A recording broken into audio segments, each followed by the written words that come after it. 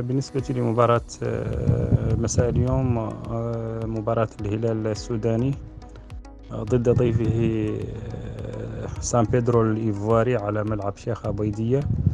كانت مباراة حاسمة في إطار إياب الدور التمهيدي الثاني من دوري أبطال إفريقيا المؤهل لدور المجموعات، وبالتالي كانت مباراة لا تقبل القسمة على 2. لأن نتيجة الذهاب بين الفريقين انتهت بنتيجة التعادل الإيجابي بهدفين لمثلهما، ولكن الهلال في مباراة العودة هنا بالعاصمة نواكشوط كان يكفيه تعادل بهدف لمثله أو الفوز في المباراة كما فعل، وحجز بطاقة العبور لدور المجموعات. طبعا الهلال مقارنة بسان بيدرو نادي كبير. الهلال يحسب أو يدخل ضمن قائمة كبار أندية القارة، مع أنه للأسف لم يحقق اللقب الإفريقي الأهم على صعيد الأندية والمسابقة الأعرق والأمجد على مستوى القارة السمراء، دوري أبطال إفريقيا أو الأبطال الإفريقية، لكنه وصل للنهائي في مناسبتين، ووصل للدور نصف النهائي أعتقد في مناسبة أو تنتين، ووصل للأدوار المتأخرة من هذه البطولة.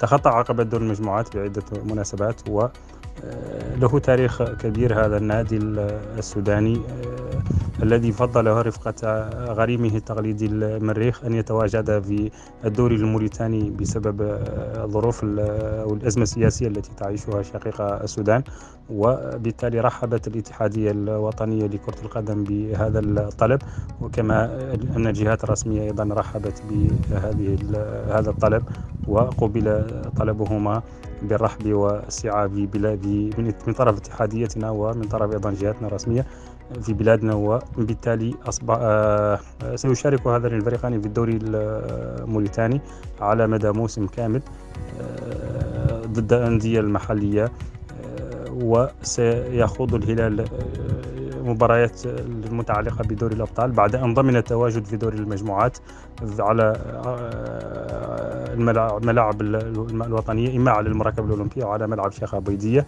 وبالتالي هذا خيار الهلال لأنه اختار موريتانيا كمكان للعب مبارياته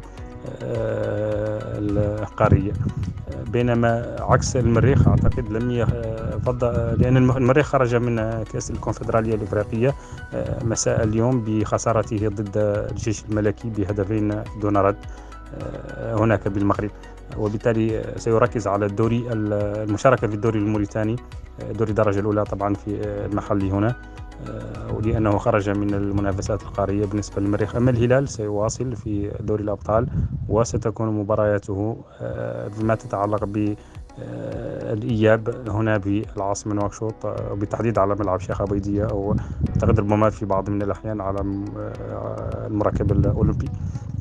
ولكن طبعا بالنسبة لمباراة اليوم كانت مباراة طبعا صعبة وحاسمة، وما يلفت الانتباه هو الحضور الكبير للجماهير السودانية، الجالية السودانية المتواجدة هنا بالعاصمة نواكشوط. كان حضورها قويا وكبيرا، وكانت شاهدة على هذا التأهل المهم بالنسبة لهذا النادي السوداني الكبير الذي يمتلك تاريخا كرويا حافلا، ويعتبر ناديا من أعرق الأندية الإفريقية. تأسس في ستينيات القرن الماضي مقارنة بخصمه اليوم النادي الإيفواري الذي تأسس في 2004